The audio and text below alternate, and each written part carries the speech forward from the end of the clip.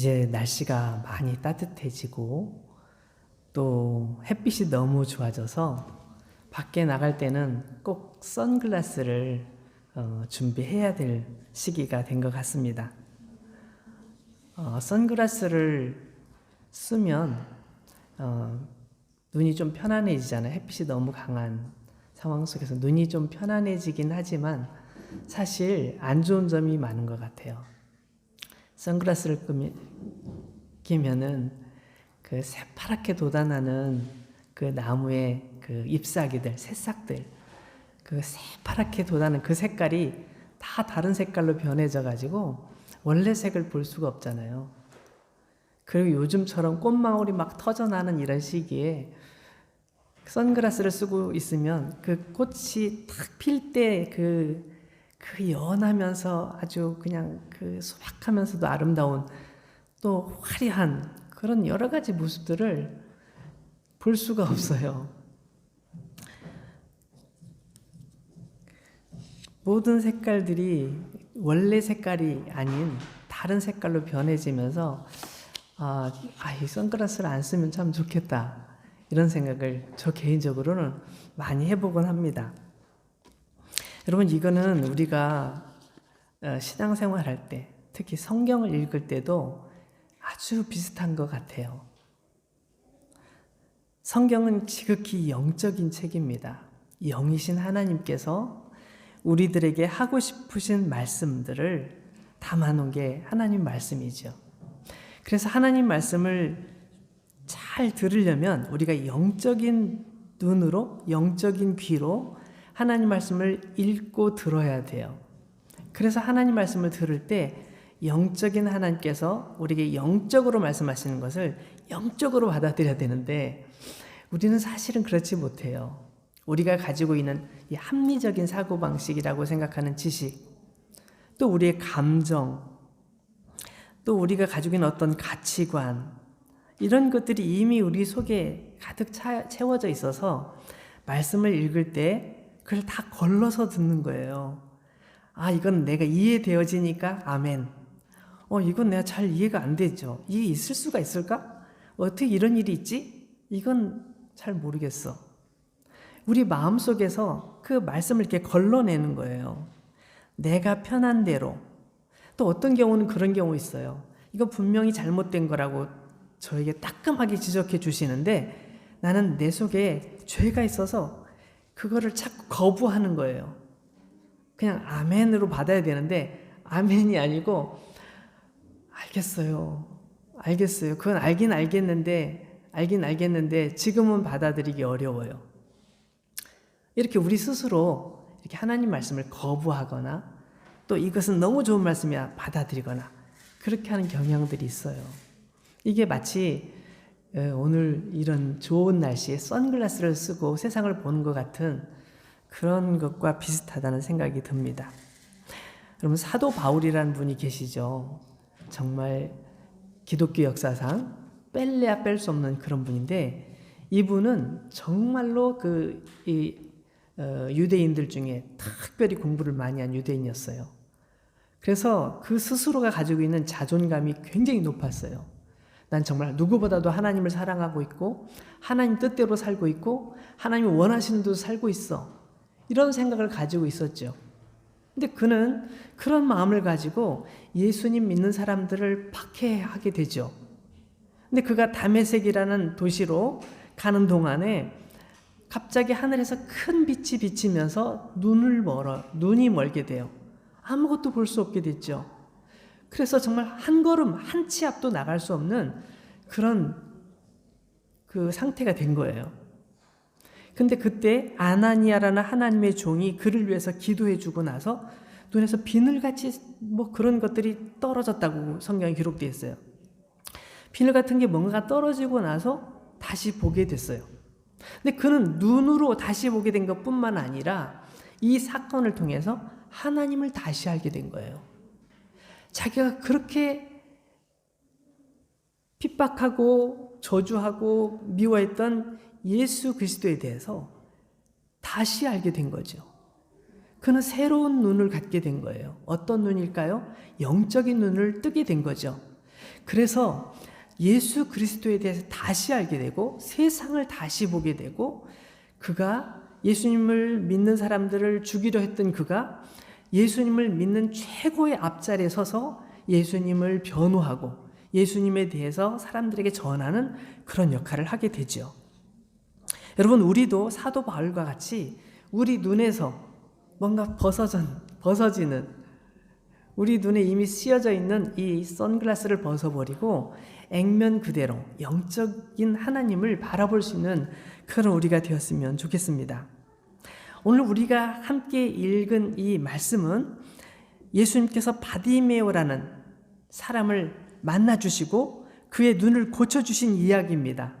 우리가 주일학교 때부터 너무너무 많이 들어서 잘 알고 있는 내용이지만 이 내용을 유심히 들여다보고 있으면 우리가 몰랐던 것들이 자꾸 떠올라요. 우리 46절 말씀을 보시면 바디메오를 소개할 때 이렇게 소개하고 있어요. 디메오의 아들인 맹인 거지 바디메오. 사실 이 바디메오란 말 자체에는 디메오의 아들이란 뜻이 이미 담겨져 있어요. 이 아람어를 잘 모르기 때문에 사람들이, 성경을 읽는 독자들이 아람어를 잘 모를 것을 예상해서 그것을 설명한 거예요. 그래서 디메오의 아들 바디메오다 이렇게 말하는 건데, 바디메오란 말 자체가 이미 디메오의 아들이란 뜻이라고요. 근데 여러분 생각해 보세요. 사람의 이름이 분명히 있는데 이름을 안 불러요. 그냥 디메오의 아들 이렇게 부르는 거예요. 그 무슨 의미를 가지고 있을까요? 이 사람의 존재 가치를 사람들이 무시하는 거예요. 나의 이름을 불러줄 때 나의 존재가 의미가 있어요. 사람들이 유명한 사람이면 그의 이름을 부르죠. 이름이 없는 사람은 그거 뭐하는 사람 이렇게 이름도 잘 기억 못하잖아요. 근데 이 사람의 이름도 기억을 못하는 거예요. 그냥 디메오라는 사람의 아들 정도로만 아는 거죠. 언제부터 그렇게 앞을 보지 못하게 되었는지 모르지만 그는 맹인이 되었어요. 앞을 보지 못하게 됐어요. 앞을 보지 못하니까 아무것도 할 수 없어서 사람들에게 구걸하는 거지가 될 수밖에 없었고, 사람들이 아무것도 주지 않으면 살아남을 수 없는 그런 불행한 처지가 됐어요. 누군가의 도움이 없이는 도저히 생존할 수 없는. 그러니까 사람들이 더 무시하죠. 누가 사람들에게 무시받고 살고 싶어요? 그렇지 않잖아요. 모든 사람이 존경받고 싶고 사랑받고 싶고 사람들에게 인정받고 싶은데 그렇게 하고 싶지만 할 수가 없는 거예요. 이 바디메오의 인생은 꿈이 없는 인생이에요. 길바닥에 앉아서 남에게 손을 벌리면서 누군가가 나에게 오늘 일성팀이라도 좀 줬으면, 누군가가 나에게 조금이라도 뭔가를 도움을 줬으면, 그게 그의 생활인 거예요. 아무런 계획도 꿈도 장래도 미래도 아무것도 없어요.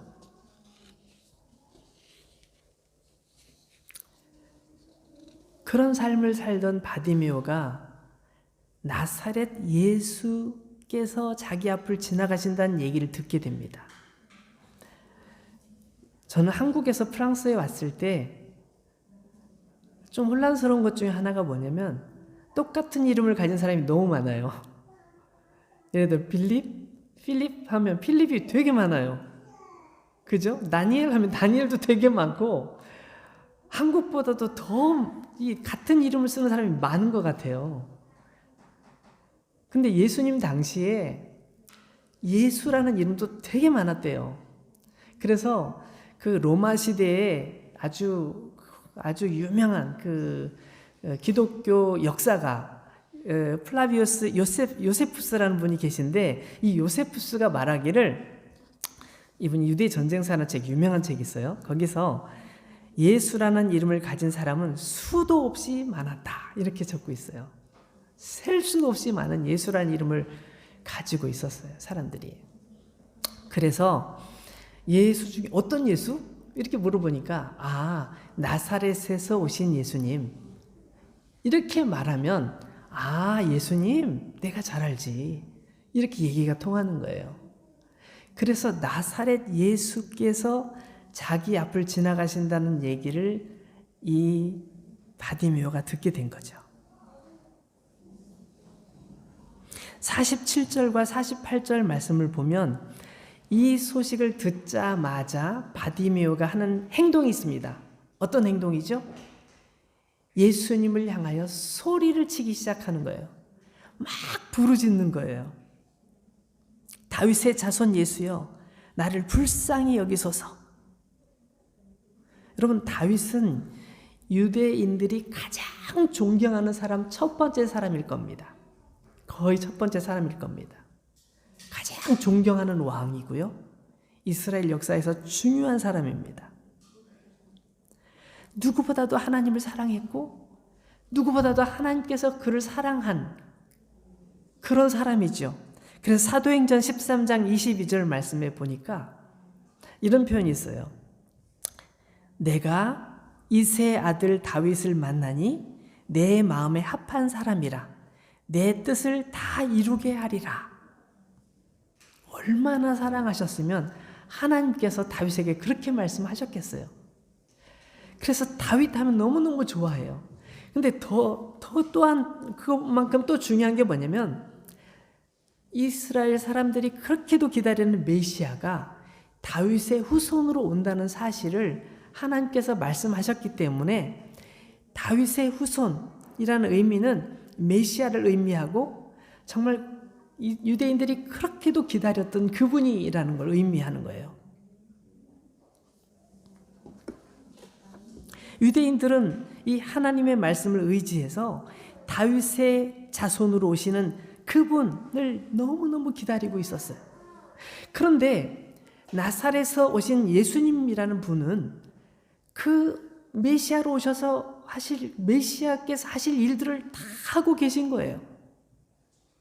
하나님의 말씀을 능력 있게 전하시고 또 사람들의 아픔을 위로하여 주시고 소외받는 사람, 사람들에게 미움받는 사람, 버려진 사람들을 다 찾아가서 격려해 주시고 사랑해 주시고 병든 사람을 치료해 주시고 위로해 주시고 하나님께서 보내신 메시아가 오면 그렇게 한다고, 그리스도께서 오시면 그렇게 하신다고 다 알고 있었는데 예수님께서 그렇게 하시는 거예요. 그러니까 나사렛 예수라는 분 하면 그분은 메시아야, 그리스도셔 라고 생각하는 사람들이 점점 늘어나고 있었어요. 우리가 아까 읽었던 46절 말씀에도 보면 허다한 무리, 셀 수 없는 많은 사람들을 의미하는 허다한 무리가 예수님을 따르고 있었어요. 예수님께서 여리고에 들어가셨다가 여리고에서 뭔가를 하시고 여리고를 나가시고 계신 상황에서 사람들이 다 예수님께 몰려들어서 예수님과 가까이 하는 거예요. 예수님께서 하시는 한마디라도 놓치지 않으려고 막 귀를 기울이고 듣는 거예요. 예수님 말씀이 너무 소중하니까 사람들이 다 예수님 앞에 몰려가는 거예요. 그런 상황 속에서 이 바디메오에게 있어서는 이 상황이 굉장히 불안한 거예요. 왜? 예수님께서 정말 예수님께서 그렇게도 들었던 소식을 들었던 예수님께서 내 앞에 나타나셨는데 이제 여리고성을 떠나시는 중에 계신 거예요. 나는 그를 가서 만날 수가 없어요. 나는 그를 찾아갈 수가 없어요. 근데 그분이 나를 내 앞으로 찾아오신 거야. 그런데 지금 떠나가고 계신 거예요. 여리고에 들어오실 때까지 난 몰랐는데 여리고를 떠나가시는 거예요. 이제 다시 내가 언제 그분을 뵐 수 있을지 몰라요. 이 기회를 놓치면 나는 평생 그분을 만날 수 없을지도 모르는 거죠. 이 절박한 상황 속에서 소리를 지르는 거죠. 다윗의 자손 예수여, 저를 불쌍히 여겨달라고 막 소리를 치는 거예요. 사람들이 왜 이렇게 시끄러워? 예수님 귀 안 먹었다니까. 예수님이 귀 먹은 분이 아니야. 조용히 좀 해. 신사적으로 말하자고. 이렇게 떠들지 말고 막 사람들이 얘기하고 조롱하고 비웃고 밀쳐내고 발로 밟아도 그걸 멈출 수가 없어요. 이 상황을 멈추면 끝이야. 난 더 이상 희망이 없어요. 그렇잖아. 내 인생에 아무런 희망도 없고 절망 가운데 정말 하루하루 살아가는데 예수님께서 찾아오셨단 말이에요. 예수님을 놓치면 모든 게 끝인 거죠. 그 상황에서 그는 절박하게 부르짖어요. 목이 터져라고 외쳤을 것 같아요. 목이 터져라고 외쳤을 것 같아요. 여러분 그 장면을 한번 상상해 보세요. 상상해 보세요. 제발 저를 좀 도와주세요. 제가 이번 주에 최선규 집사님이라는 분 간증을 들었어요. 한국의 아주 유명한 아나운서예요. 정말 아나운서인데 잘하는 능력 있는 아나운서인데 이분이 온 집안이 불교 집안이었대요. 온 집안이 불교 집안이에요. 양쪽 집안 다 불교 집안이었나 봐요. 다 불교 집안이에요. 이분도 당연히 교회 안 다녔어요. 예수님 믿는 거 웃긴 일이라고 생각했어요. 그 사람들이 예수 믿는 사람들이 뭐 얘기하면 당신이 나 잘 믿으라고 얘기하면서 속으로 비웃었대요. 근데 어느 날 아주 그 방송국에서 녹화를 다 마치고 딱 나왔더니 거기 스텝 중에 한 분이 쪽지를 딱 전해주는데 따님이 위독하십니다. 이런 쪽지를 받은 거예요. 그 병원에 막 달려서 갔는데 아이가 몸이 차가운 거예요. 어떤 일이 벌어졌나 봤더니 어떤 큰 트럭 모는 분이 잘못해갖고 차를 후진하다가 그 집 아이가 그 따님이 이렇게 놀고 있는데 모래 위에서 놀고 있는데 그걸 그 위로 지나간 거예요.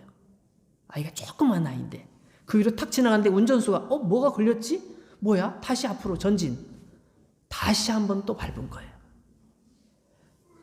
그래서 큰 트럭이 조그만 아이를 한 번 밟고 두 번 밟고 지나간 거죠. 병원에 도착했는데 아이는 이미 멈춰 있는 거예요. 숨을 쉬지 않아요. 몸이 차가워졌어요.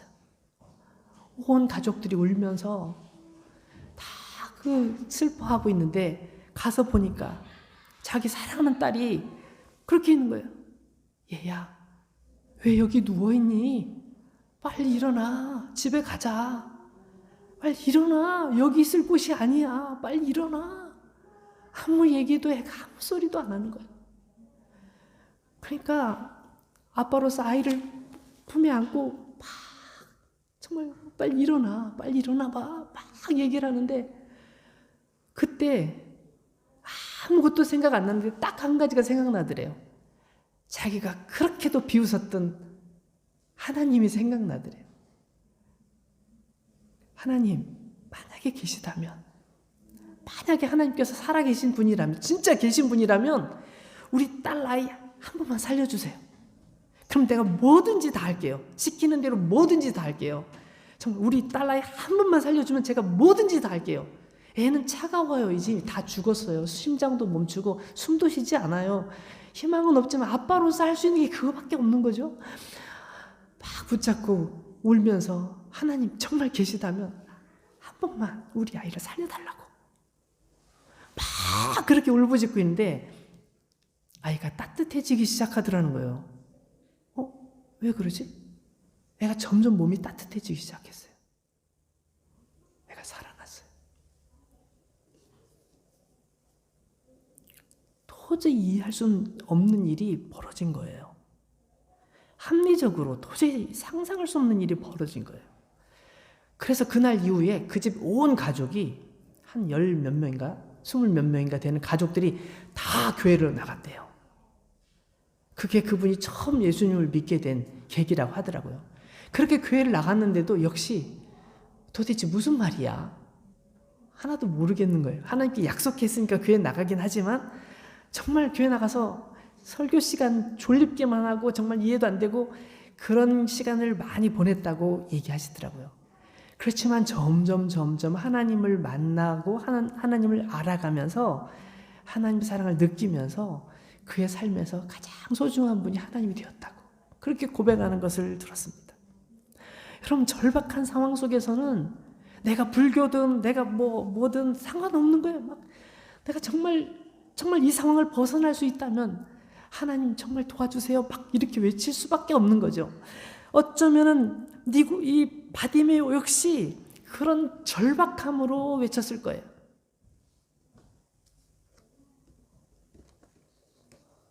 그에게서는 더 이상 선택의 여지가 없어요. 더 이상 물러설 곳이 없어요. 이게 마지막 기회니까. 그리고 내가 알고 있기로는 예수님께서는 어떤 병자도 다 고쳐주시고 어떤 사람의 아픔도 치료해 주시는 분이라는 걸 알고 있으니까, 들었으니까 내가 다른 건 몰라도 나의 문제에 대해서 하나님 아니면 예수님 아니면 해결해 주실 분이 없다는 사실을 그는 절감하고 있었던 거죠. 사랑하는 여러분, 하나님께서는 우리의 고민을 다 알고 계십니다. 믿습니까? 하나님께서는 나의 절박함을 다 알고 계십니다. 그리고 그 문제를 해결해 주고 싶어 하십니다. 우리가 그 문제를 해결하고 싶어 하는 것보다도 하나님께서 더 해결해 주고 싶어 하십니다. 아니, 우리가 원하는 것 그 이상으로 해주기를 원하시는 분이 하나님이십니다. 주님께서 우리에게 찾아오신 이유는 우리가 원하는 것보다 더 큰 것을 해결해 주기 원해서 오신 겁니다. 바디메오는 자기의 보지 못하는 눈을 뜨고 싶어서 예수님에게 그렇게 달려갔지만 예수님께서는 단지 눈을 뜨는 것을 회복시켜주고 싶은 것이 아니라 눈을 뜨고 그의 영혼이 열리고 그가 진정 하나님의 빛을 보는 것을 원하셨던 거죠. 하나님께서 얼마나 그를 사랑하고 계신지, 얼마나 그와 함께하고 계신지 그것을 예수님께서는 보여주기를 원하셨던 것이죠. 그러나 중요한 것은 예수님께 나갈 때 답이 있다는 것입니다. 예수님께 나갈 때 답이 있어요. 여기 바디메오는 예수님께 부르짖으면서 사람들이 그렇게 뭐라고 얘기를 해도 예수님께 부르짖으면서 달려나갔죠. 12해 동안 혈루병을 앓던 여자가 있었어요. 그는 그렇게 부르짖지 못했어요. 그는 자기 자신에 있는 병이 너무 부끄럽기도 하고 사람들에게 말할 수 없으니까 조용히 예수님에게 다가갔어요. 아무도 모르게 조용하게 예수님께 다가가서 사람들이 막 밀치고 땡기고 하는 그 사이에 껴서 예수님의 옷자락을 만졌어요. 내가 예수님의 옷자락만 손에 잡아도 내 병이 나을 거야. 예수님께서 날 고쳐주실 거야. 그의 믿음이 그거였어요. 그래서 그는 소리는 치지 못했지만 예수님의 옷자락에 손을 댄 거예요.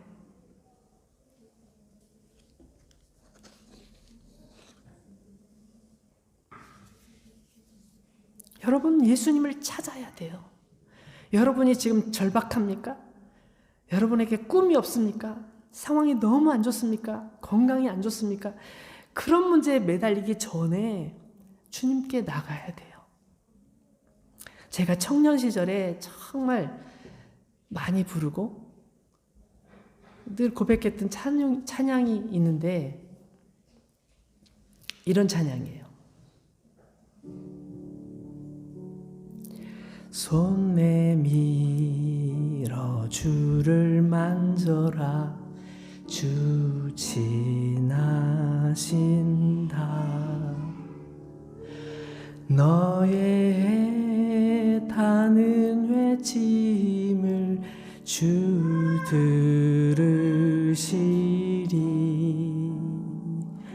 주님 너의 모든 것을 채워주시리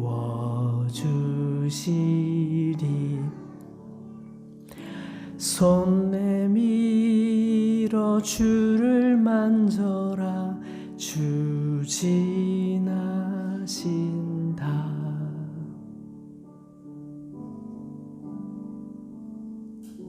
우리가 주님을 잡을 수 있는데요, 주님께 나아갈 수 있는데 우리가 주님을 안 잡아요. 혼자 고민만 하고 혼자 울기만 해요. 술만 마시면서 잊어보려고 하고 다른 즐거운 걸 하려고 하면서 잊어보려고 해요. 근데 그게 안 되잖아요. 여전히 우리 속에 아픔이 있거든요. 해결하는 방법은 주님께 나가는 거예요. 손 내밀어서 주님을 만지는 거예요. 주님께 외치는 거예요. 한번 같이 불러보겠습니다. 손 내밀어 주를 만져라. 주 지나신다. 너의 애타는 외침을 주 들으시리. 주님 너의 모든 것을 채워주시리. 손 내밀어 주를 만져라. 주 지나신. 다시 한번.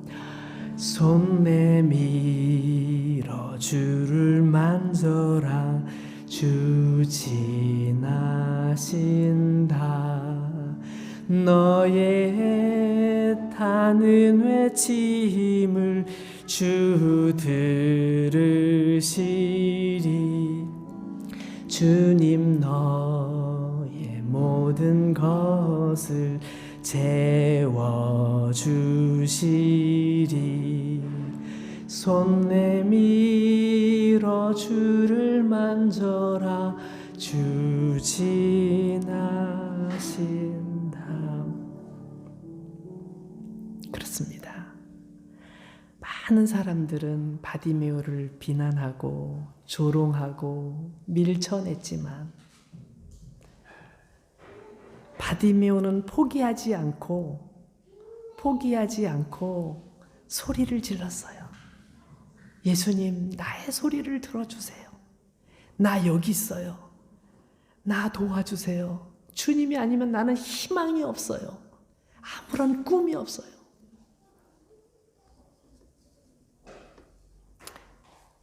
우리가 하나님께 부르짖는데 여러 가지 방해 요인들이 있습니다.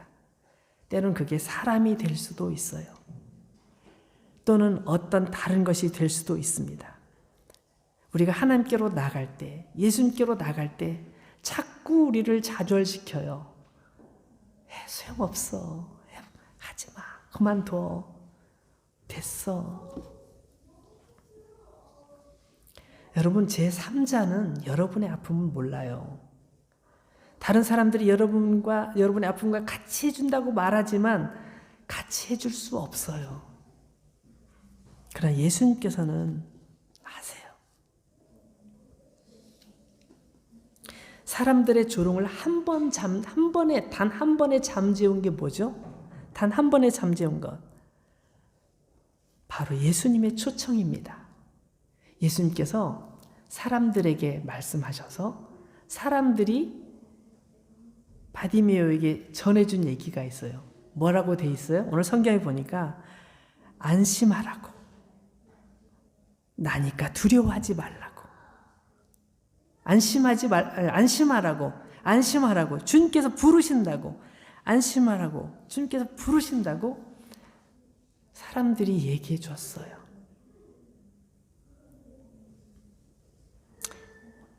여러분, 사람들을 통해서 부름을 받을 때 그 부름이 하나님의 음성일 수도 있어요. 사람들이 어떤 얘기를 해줄 때, 여러분을 위해 기도해 주는 어떤 분이 여러분에게 얘기해 줄 때 그 얘기를 귀담아 들어도 좋아요. 안심하고 일어나라. 그가 너를 부르신다. 예수님의 부르심에는 평안이 있어요. 안심하라고. 예수님께서 그렇게 말씀을 전하셨어요. 여러분, 예수님께서 물 위로 걸어오실 때 제자들은 배 위에서, 풍랑을 만난 배 위에서 살아보겠다고 막 발버둥을 쳤지만 방법이 없었죠. 근데 주님께서 저기서 오시는데 주님이라고는 생각도 안 돼. 누군지 유령이 나타난 것 같아요. 이 바다에 유령이 나타났나 봐. 우리는 완전히 죽었어라고 생각할 때 예수님께서 처음 하신 말씀이 안심하라고. 나니까 두려워하지 말라고. 그렇게 말씀하셨어요. 예수님께서 중풍병자에게도 그렇게 말씀하셨죠. 안심하라. 내니 두려워하지 말라. 혈루병 앓는 여인에게도 그렇게 말씀하셨어요. 딸아, 안심하라. 내 믿음이 너를 구원하였다 하시니 여자가 그 즉시 구원을 받으니라. 두려워하는 제자들에게 세상에서는 너희가 환난을 당하나 담대하라. 내가 세상을 이기었노라. 이렇게 말씀하셨어요. 언제든지 주님은 우리에게 말씀하실 때 이놈! 이렇게 말씀하지 않으시고 두려워하지 마. 내가 너와 함께 있잖아. 너와 함께 할 거야. 내가 어디로 가든지 내가 너를 도울 거야. 내 옆에 있을 거야. 라고 주님 말씀하십니다. 주님께서 바디메오를 부르셨어요. 그리고 말씀하시죠. 내게 무엇을 하여 주기를 원하느냐. 여러분, 예수님께서 모르셔서 지금 이거 물으시는 거예요? 아니에요. 너의 입술로 나에게 말해다오. 너의 입술로 너의 마음을 나에게 말해다오. 우리가 기도하기를 원하세요. 우리가 하나님께 나아가 우리의 마음을 고백하기를 원하세요. 주님, 솔직히 저 믿음 없어요. 정말 믿어지지도 않지만 그래도 알고 싶어요. 하나님께서 어떤 분이신지 알고 싶어요. 이렇게 고백하기를 원하시기도 하고, 주님, 저 너무 힘든데 도와주세요. 그렇게 말하기를 원하시는 거예요. 여기 니고데모가 바디메오가 하려고 하는 얘기는 뭐예요? 저 보고 싶어요. 저 볼 수 있게 해주세요. 그거죠. 여러분의 기도는 무엇입니까? 여러분 지금 하나님께 말하고 싶은 거, 여기까지 있는 여러분이 말하고 싶은 거 있잖아요. 우리가 그것을 하나님께 드리면 때로는 그 내용이 조금 어설플 수도 있어요. 틀릴 수도 있어요. 하나님께 구하면 안 되는 것일 수도 있어요. 그렇죠. 우리가 진심으로 하나님께 구하면 하나님께서 들으시고 우리가 구하는 것보다 더 좋은 것으로 우리에게 채워주셔요.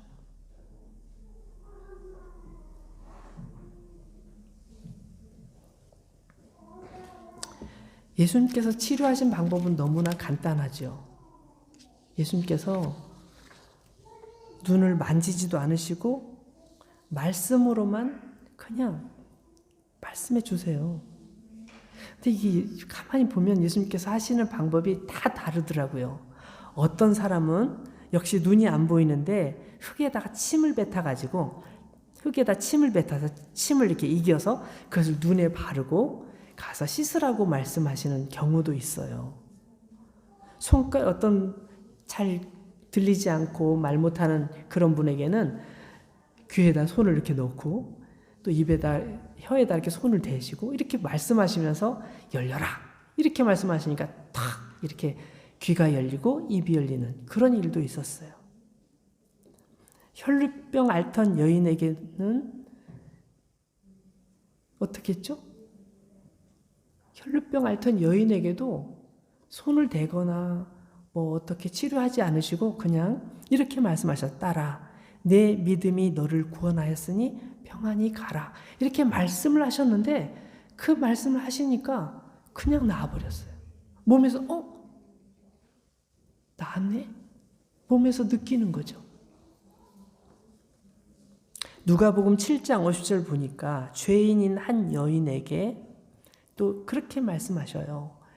내 믿음이 너를 구원하였으니 평안히 가라.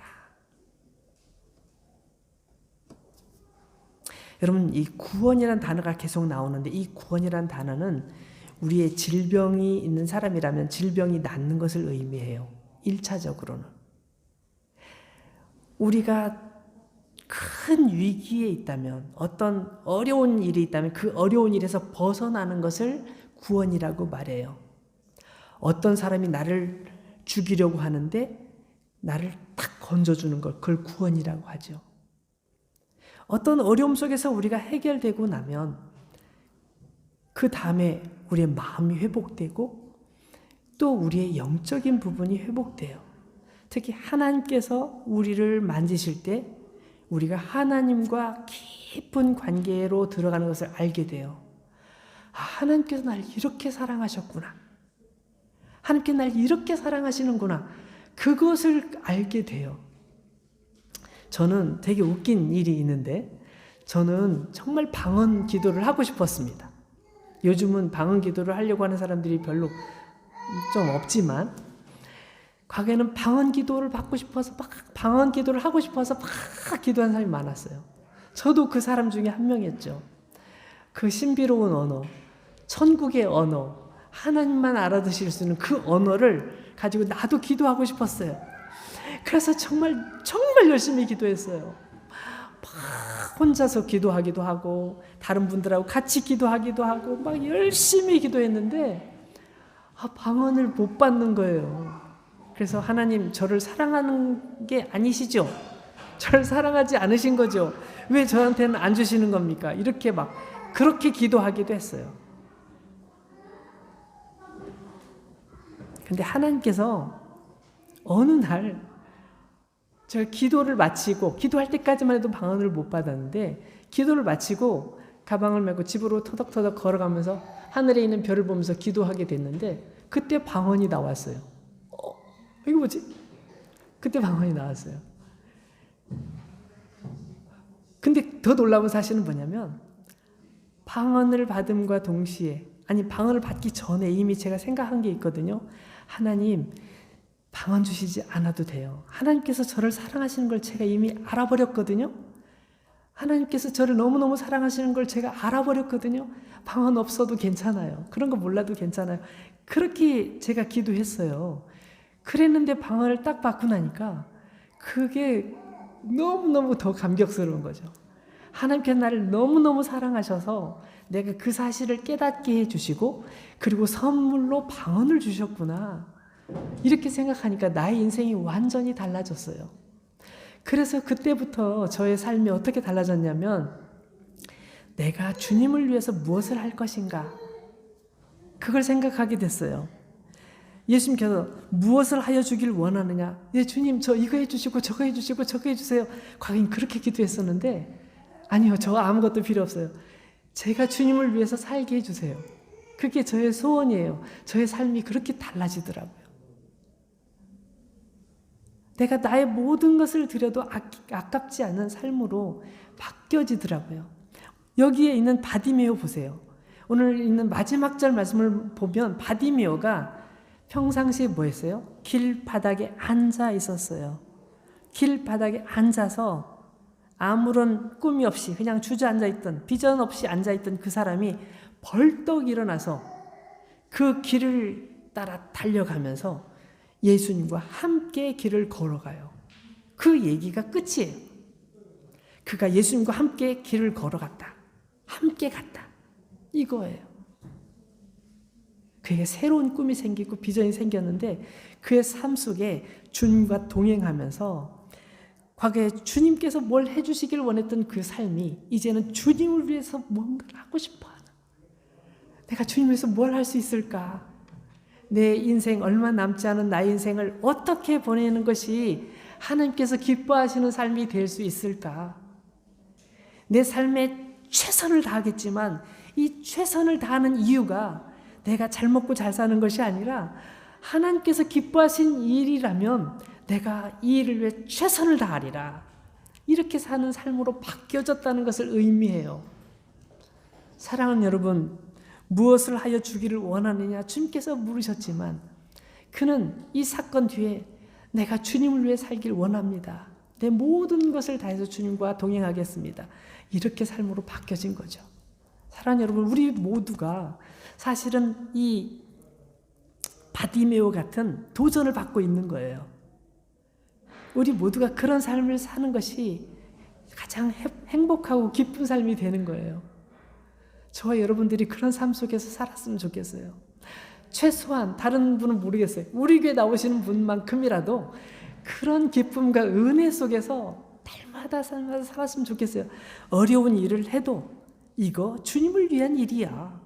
얼마나 더 열심히 해야 되는데, 더 열심히 살아봐야지, 더 살아야지. 이거 주님께서 기뻐하시는 일이야. 내가 더 열심히 할 거야. 이렇게 살아가는 우리가 되어야 되지 않겠습니까?